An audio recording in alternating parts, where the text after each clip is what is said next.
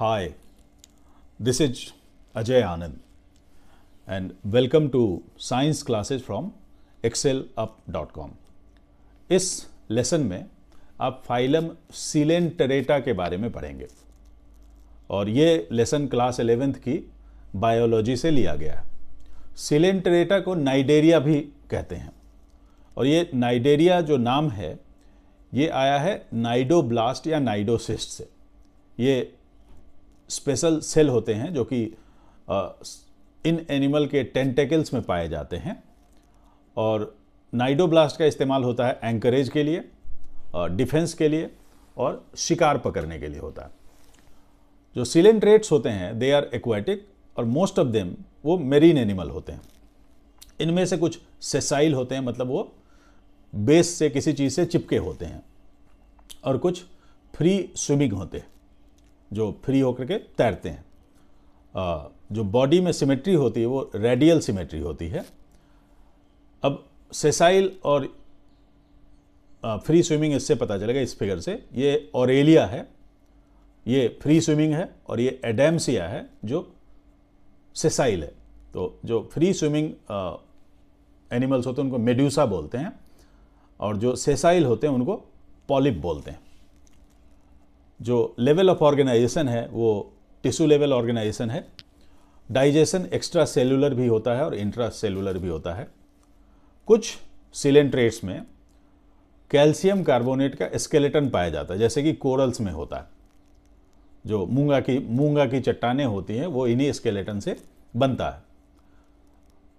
कुछ सिलेंट्रेट्स में alternation of generation भी देखा जाता है, जिसमें कि पॉलिप फॉर्म और मेडुसा फॉर्म अल्टरनेट करते रहते हैं, जिसमें पॉलिप एसेक्सुअली रिप्रोड्यूस करता है और उससे मेडुसा बनता है, और मेडुसा में सेक्सुअल रिप्रोडक्शन होता है जिसके बाद पॉलिप बनता है।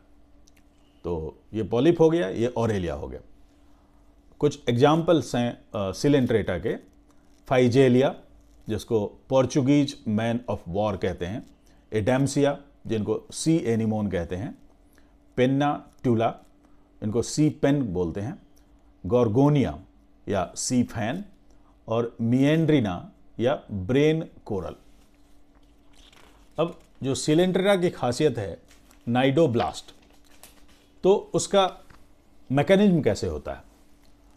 ये 3 फिगर हैं। इनमें दिखाया गया है कि डिस्चार्ज ऑफ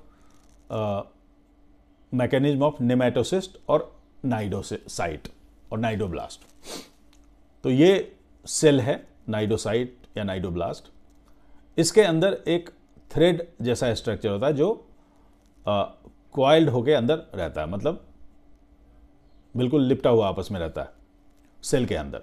ठीक है, जब कोई शिकार पास में आता है तो वाटर इस सेल के अंदर एंटर करता है, और बहुत ज़्यादा पानी आने से अंदर का जो ऑस्मोटिक प्रेशर है वो सडनली बढ़ जाता है, जिसके कारण एक ट्रिगर मैकेनिज्म इसमें स्टार्ट होती है। और उस ट्रिगर मैकेनिज्म के कारण ये धागे जैसी रचना है अंदर, वो बाहर शूट करती है किसी तीर की तरफ। ये बिल्कुल बाहर निकल जाती है और ये बहुत तेज़ी से बाहर निकलती है और जाकर के शिकार के बॉडी में अंदर ये पेनेट्रेट कर जाती है। उससे फिर क्या होता है कि जो टॉक्सिक सब्सटेंस है वो प्रे की बॉडी में इंजेक्ट हो जाता है, और जिससे प्रे को थोड़ी देर के लिए बिल्कुल झटका जैसा लगता है और ये आराम से शिकार पकड़ लेता है। तो that's all about Coelenterata. Thank you.